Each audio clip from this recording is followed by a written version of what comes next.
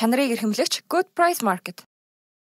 1975 онд Ленинградын улсын их сургуулийн хуулийн ангийг төгсөөд зөвлөлт холбоот улсын нийгмийг аюулаас хамгаалах хороонд тагнуулын офицераар ажиллаж байхдаа ирээдүйн эхнэр Людмилатайгаа танилцсан 1983 онд гэрэлжээ. 1985-аас 90 онд зүүн Германд томилогдсон ажиллаж байгаад дэд хурандаа цолтой тагнуулын албыг орхин эх орондоо буцсан ирээд Ленинградын их сургуулийн захиргаанд ажиллан улмаар 1991 онд коммунист дэглэм нуруу унсны дараа улс төрч Анатолий Собчакийн зөвлөхөөр ажиллаж эхлэв. Дараа жил нь Собчак Ленинград хотын захирагчаар сонгогдож Путин гадаад харилцааны асуудал хариуцсан хилцээний дарга 1994 оноос түүний нэгдүгээр орлогчоор тус томилогдсон ажиллав.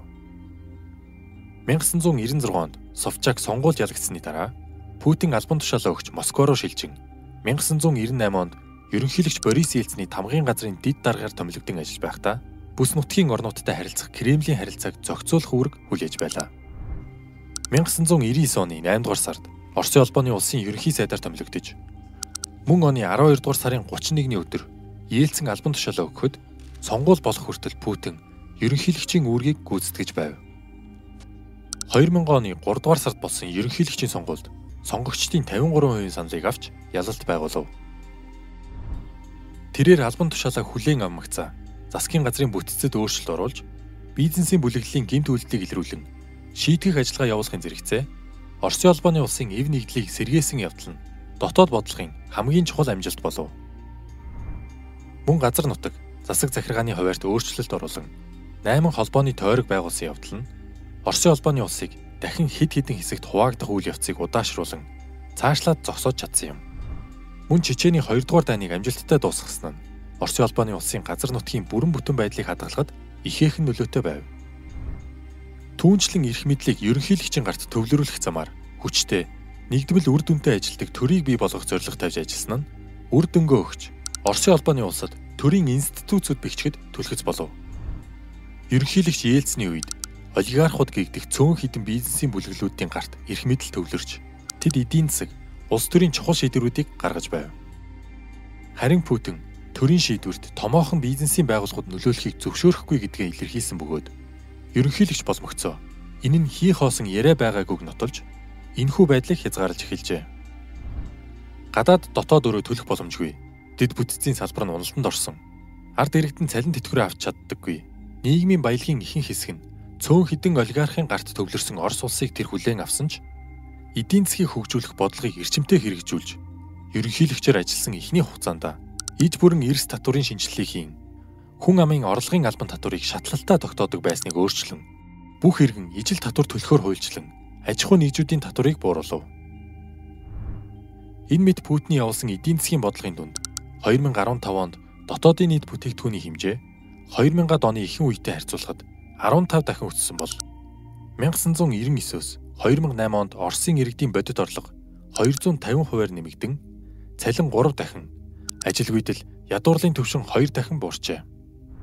Хэдийгээр 2014 онд Кремийг өөртөө нэгтгэсний дараа Оросын улбаны улсын эсрэг Америк нэгдсэн улс болон барууны орнууд эдийн засгийн хориг тавьсан хийгээд дэлхийн зах зээл дээр газрын тос, байгалийн хийн үн унснаас Оросын улбаны улсын эдийн засаг сөрөг үзүүлэлттэй гарч байгаач Дэлхийн банкны тооцоогоор тус улс дотоодын нийт бүтээгдэхүүний хэмжээгээр дэлхийд 12 дахь том эдийн засаг юм.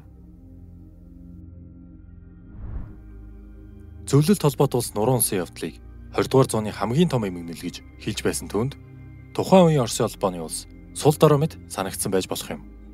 Учир нь Путинийг засгийн эрх авах үед нэгэн цагт ялгуусан ялалтаа тунхаглаж явсан Оросын арим цэргүүдээсээ цөөн хүн амтай Чеченд гутамшигтай ялагдал хүлээгээд байсан бол өмнө нь Варшавын гэрээний байгууллагын гишүүн байсан 3 улс НАТОд нэгдэн Умард Атлантын эвсэл Оросын хилд тулж ирсэн байв. Өөрөөр хэлбэл энэ үед Оросын холбооны улс олон улсын тавцанд урдын адил их гүрэн байхаа нэгэнд болсон байлаа. Тэрээр энэ байдалтай эвлэрхийг хүссэнгүй. Олон тавцанд Оросын холбооны улсын их гүрний байр суурийг иргэн олж авах явдал Путиний гадаад бодлогын гол зорилго болов. Тэрээр Орос улс хэдэн зууны туршид их гүрэн байж өөрийн ашиг сонирхлын бүсээ хадгалсаар ирсэн. Хадгалсаарч байх болно. Бид түүнийг хамгаалалгүй орхиж бидний санал бодлыг үл тоомсорлохыг зөвшөөрөх ёсгүй хэмээн мэдэгдэж байв.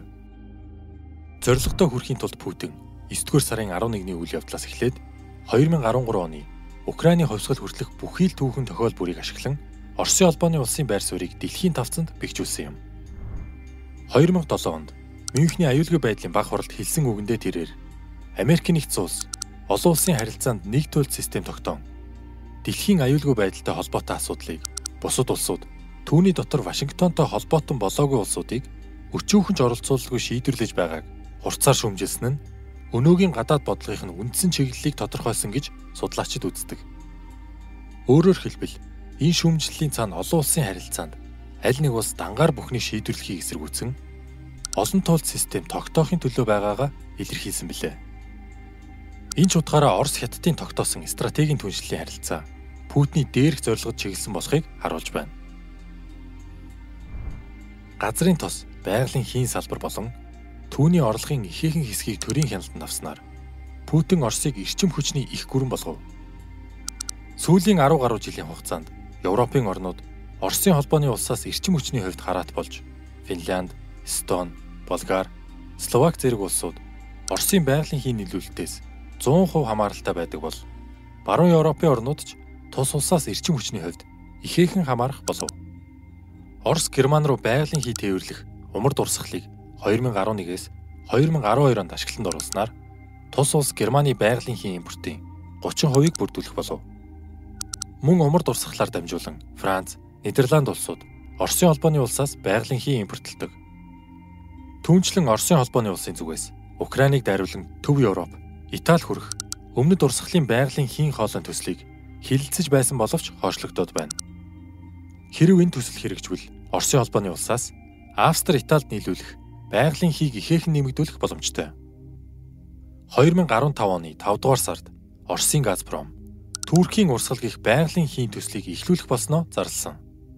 Энэ төслийн эхний хүчин чадал 16 тэрбум куб метр байгалийн хий байх бол бүрэн хүчин чадалтай хүрвэл энэ хэмжээ 4 дахин нэмэгдэх бөгөөд төсөл амжилттай хэрэгжих хэсэг нь Орос-Туркийн харилцаанаас шууд хамааралтай.